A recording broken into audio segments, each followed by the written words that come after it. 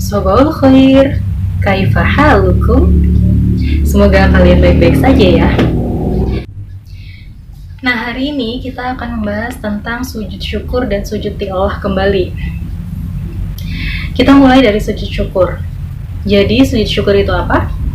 Ya, sujud tanda terima kasih. Nah, kemudian hukumnya itu adalah sunnah. Berarti, kalau tidak melakukan sujud syukur, ya tidak mengapa, seperti itu. Dalilnya apa? Dalilnya firman Allah yang berbunyi Bismillahirrahmanirrahim, wa itta'adzana rabbukum la in syakartum la azidannakum wa la in kafartum inna azabi lasyadid. Nah, seperti itu ya. Nah, dalam firman Allah itu menjelaskan bahwa ketika kita telah bersyukur kepada Allah, maka Allah akan memberikan nikmat yang lebih. Nah, namun jika kita tidak bersyukur atau kufur tentang nikmat, kita bilang, ini loh atas kerja keras saya, bukan karena Allah. Nah, itu namanya kufur nikmat. Karena segala sesuatu yang telah diberikan oleh Allah di muka bumi ini, itu adalah dari Allah ya. Jadi nikmat itu semuanya dari Allah. Jadi sepatutnya kita untuk bersyukur kepada Allah, Sang Pemberi nikmat. Seperti itu. Nah, kemudian sebab-sebab sujud syukur kalian pasti sudah paham ya, bahwa sebab-sebabnya itu adalah ketika kita mendapat nikmat atau atau terhindar dari mara bahaya. Kayak gitu. Nah, kemudian syarat-syarat sujud syukur. Syarat-syarat itu maksudnya berarti apa aja sih hal yang harus kita lakukan sebelum kita melakukan sujud syukur, kayak gitu. Nah, yang pertama itu ada suci badan, pakaian, dan tempat. Kemudian yang kedua ada menghadap kiblat, dan yang ketiga adalah menutup aurat. Nah, kalian pernah melihat belum kalau di TV nih ada orang misalnya dapat uang kaget, nah dia melakukan sujud tuh di situ, seketika itu juga di jalanan. Itu bagaimana ya?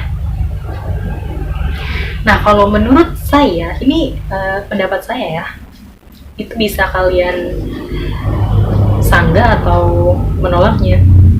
Nah, jadi menurut saya itu belum termasuk sujud syukur.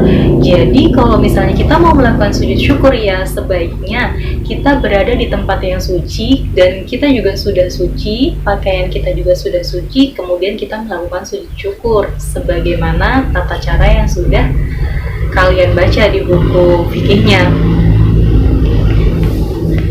Nah, seperti itu. Terus juga harus menghadap kiblat.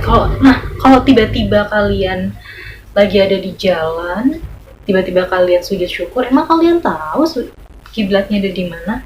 Enggak kan? Nah, jadi sebaiknya ya kalian tunggu sampai di rumah atau kalian pergi ke musola atau tempat peribadatan untuk melakukan sujud syukur. Kecuali kalian lagi dalam perjalanan di atas kendaraan, misalnya di pesawat atau di mobil, seperti itu ya kalian bisa melakukan sujud syukur tanpa harus mengetahui kiblatnya ada di mana, seperti itu.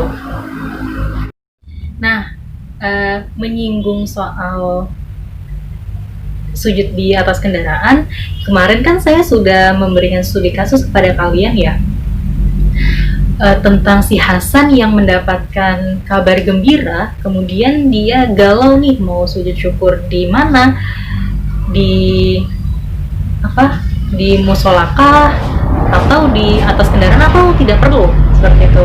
Nah, banyak yang dari kalian menjawab bahwa sujud syukurnya di atas kendaraan saja dengan cara menundukkan kepalanya. Tapi ada juga yang jawab kalau Hasan harus pergi ke masjid atau tempat peribadatan untuk melakukan sujud syukur. Nah, jawaban kalian itu tidak ada yang salah. Tapi kalau menurut saya, ini versi saya ya. Kalau menurut saya, karena jika kita pergi ke tempat peribadatan itu jika kita pergi ke tempat peribadatan itu menguras waktu kita dalam perjalanan, ya alangkah baiknya kita sujudnya di dalam kendaraan aja, di atas kendaraan seperti itu. Jadi kita melakukannya dengan cara duduk dan menundukkan kepala sedikit seperti itu. Nah, contohnya seperti ini nih ya. Ini saya lagi duduk. Kemudian kita niat bismillahirrahmanirrahim, nawaitu sujuda syukri lillahi ta'ala, baru takbir Allahu Akbar. Nah, kemudian kita takbir lagi Allahu Akbar sambil menundukkan kepala. Kemudian kita baca doa sujud syukur yang sudah kalian pelajari seperti itu. Nah, sebenarnya doa sujud syukur itu ada 3 macam. Di buku paket kalian tuh sudah ada seperti itu, tapi yang menurut saya udah sering diucapkan itu ya yang sudah saya kasih kepada kalian, yang lafadznya Rabbi auzi'ni an ashkura ni'mataka allati an'amta 'alayya wa 'ala walidayya wa na'mala sholihan tardahu wa adkhilni bi rahmatika fi 'ibadika sholihin. Nah, itu yang menurut saya termudah sih ya. Kayak gitu. Nah, kemudian kemarin saya sudah menyuruh kalian juga untuk melakukan sujud sujud syukur, ya kan? Nah, jadi sujud syukur itu kalian harus niat dulu nih. Mau kalian berdiri atau kalian duduk itu sebenarnya boleh-boleh aja gitu ya. Ini saya contohkan misalnya yang berdiri. Ini misalkan saya lagi berdiri ya. Nah, berdiri itu kalian niat dulu ya. Nawaitu sujuda syukri lillahi ta'ala.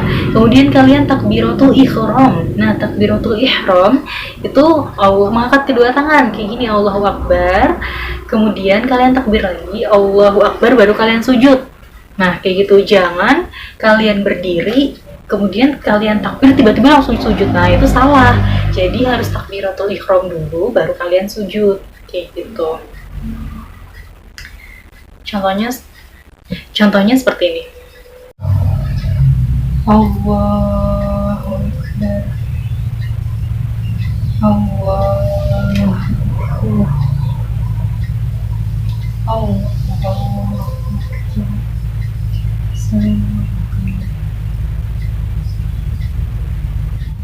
Ya, mohon maaf ya kalau misalkan tidak kelihatan seluruh badan saya.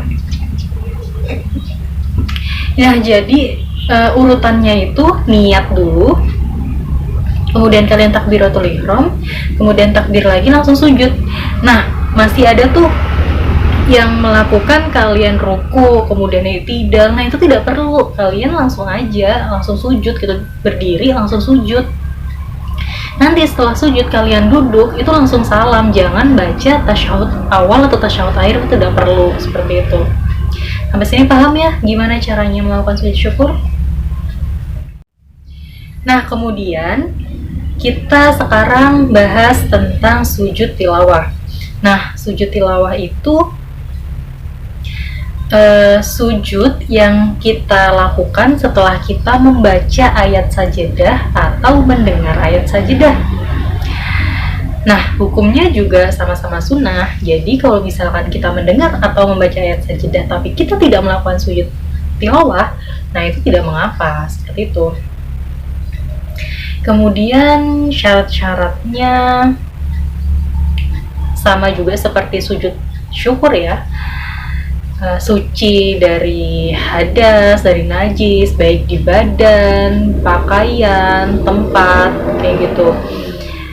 Nah, namun ketambahan satu, jadi syaratnya untuk melakukan sujud tilawah itu adalah telah mendengar atau membaca ayat sajadah. Jadi kalau kalian tidak mendengar atau tidak membaca tidak mendengar atau tidak membaca ayat sajadah, ya kalian tidak perlu sujud tilawah kayak gitu. Nah, sujud tilawah ini bisa dilakukan di 2 keadaan. Yang pertama di dalam sholat, yang kedua di luar sholat. Beda dengan sujud syukur yang sudah kita bahas tadi. Kalau sujud syukur itu hanya bisa dilakukan di luar sholat kayak gitu. Nah, kalau sujud tilawah bisa di luar atau di dalam sholat. ketika kita lagi membaca ayat sajadah atau kita menjadi makmum dan imam membaca ayat sajadah, maka kita sunnah tuh untuk melakukan sujud tilawah seperti itu.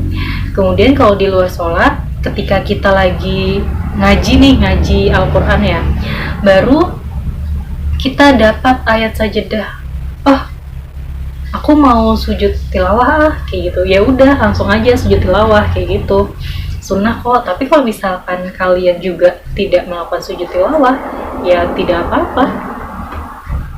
Nah, kemudian minggu kemarin saya sudah ada memberikan studi kasus juga ya di 2 kelas, di kelas 8D sama 8A. Nah, di situ saya memberikan sebuah kasus bahwa ada 2 orang perempuan, si Tini sama Zainab. Nah, mereka ingin melakukan sholat maghrib di masjid. Nah, ketika mereka sudah sampai di masjid, ternyata si Zainab haid atau halangan seperti itu. Jadi otomatis dia tidak bisa melakukan sholat maghrib ya. Nah, akhirnya si Zainab itu hanya menunggu di teras masjid. Nah, si Tinilah yang pergi untuk melakukan sholat maghrib. Pada saat sholat, imam membaca ayat sajadah dan melakukan sujud tilawah. Otomatis seluruh makmum yang mendengar di situ melakukan sujud tilawah. Nah, karena seisi masjid ini melakukan sujud tilawah ya, bagaimana nih dengan si Zainab yang berada di teras masjid? Dia kan lagi haid ya, apakah dia juga ikut melakukan sujud tilawah atau bagaimana? Atau dia diem aja atau dia pergi nih, kayak gimana gitu.